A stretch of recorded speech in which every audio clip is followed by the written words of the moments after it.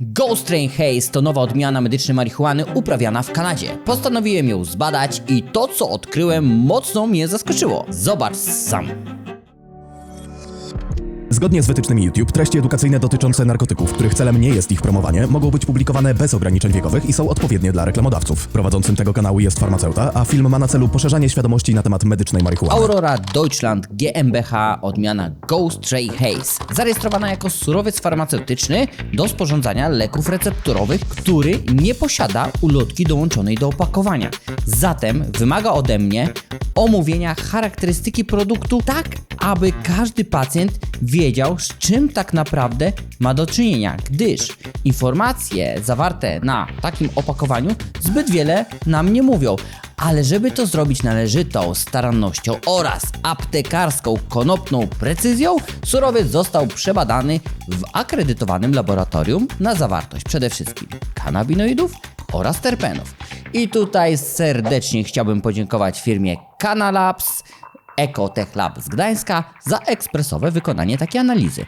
Wyniki są bardzo zaskakujące, więc oglądaj do końca. Zapraszam. Jest to seria Raport Konopiarza, w której razem z Wami, widzami, tworzymy największą bazę wiedzy o medycznej marihuanie w Polsce. Opakowanie 10 gramów, kultywar Ghost Train Haze z napisem Aurora Deutschland GmbH. Jest to produkt powszechnie uznawany za odmianę o charakterystyce sativa, czyli takiej, która będzie znajdowała swoje zastosowanie bardziej w ciągu dnia ze względu na energizujące działanie, takie jak poprawę kreatywności, motywacji, chęci do działania. Jest to susz o wysokiej zawartości THC, a takie konopie wykazują działanie przede wszystkim przeciwwymiotne, przeciwbólowe, mocno pobudzają apetyt, działają miorelaksacyjnie, przeciwzapalnie, uspokajająco oraz przeciwdziałają kacheksji, czyli takiego stopniowego wyniszczenia organizmu, które wynika albo z przebiegu choroby lub związany jest z przyjmowaniem wielu leków. Okej, wiemy już mniej więcej, z jaką odmianą mamy do czynienia, jakich efektów możemy się spodziewać, natomiast przejdźmy do analizy składu kanabinoidowego, ponieważ w sprawozdaniu pojawiła nam się bardzo ciekawa informacja, która jest dla mnie mega, ale to mega pozytywnym zaskoczeniem, jak do tej pory nieodkrytą informacją na temat tego konkretnego produktu. Po pierwsze, suma wszystkich kanabinoidów, ale wszystkich, to blisko 29%, co stanowi bardzo wysoki parametr. No i tutaj brawo dla producenta. Po drugie, mamy małą ilość form aktywnych dokwasowych, a co świadczy o tym, że jest to świeża partia danego suszu. Super. Po trzecie, zobaczcie to. Sprawdziłem, jakie kanabinoidy znajdziemy w tej odmianie. Z ciekawych pozycji wychodzi to, że suma CBD to 0,17%, THC 21,4% i CBG, co jest moim największym zaskoczeniem, bo mamy tu aż 4%.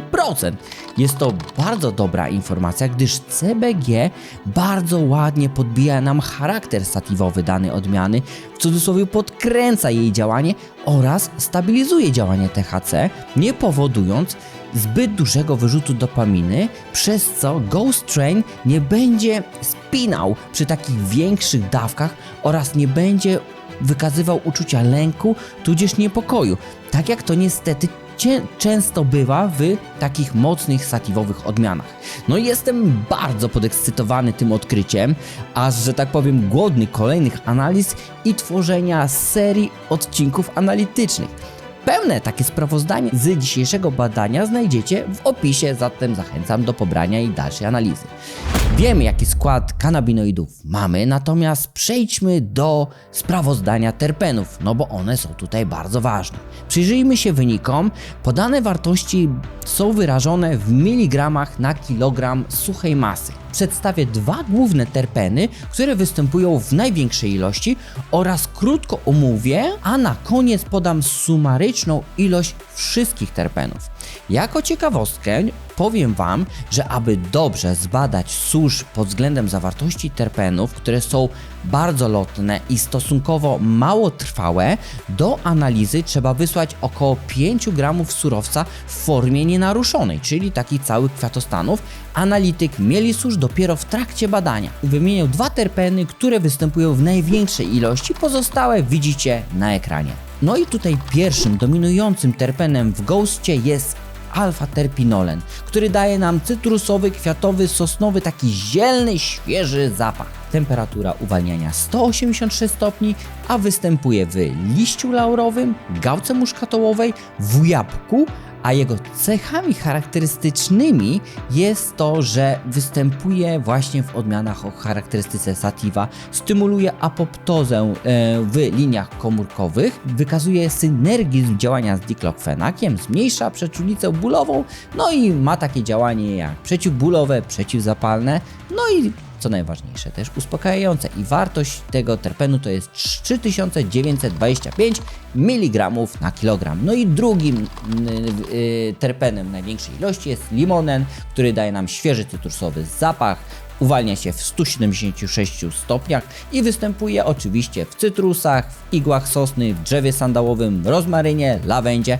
a jego cechą szczególną jest to, że działa przeciwzapalnie, przeciwbakteryjnie, przeciwwirusowo, no i przeciwgrzybiczo, i występuje w ilości 794 mg na kilogram. Suma wszystkich terpenów w odmianie Ghost Train Haze to 9177 mg na kilogram.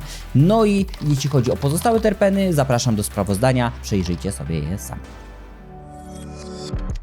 A teraz część, na którą pewnie wszyscy czekali, czyli ocena organoleptyczna kwiatostanu. Pamiętajcie, że jest to tylko i wyłącznie moja subiektywna ocena. Bardzo bym chciał i mega Was o to proszę, abyście pod tym filmem w komentarzu napisali swoją własną ocenę tego produktu pod względem zapachu, wyglądu oraz smaku. Przejdźmy do oceny zapachowej. Jesteście gotowi? Ach, buchnęło, syknął. Ocena zapachowa. Ewidentnie zapach świeży, cytrusowy, lekko sosnowy. No już samo wąchanie tego produktu nadaje nam takiego pobudzającego charakteru.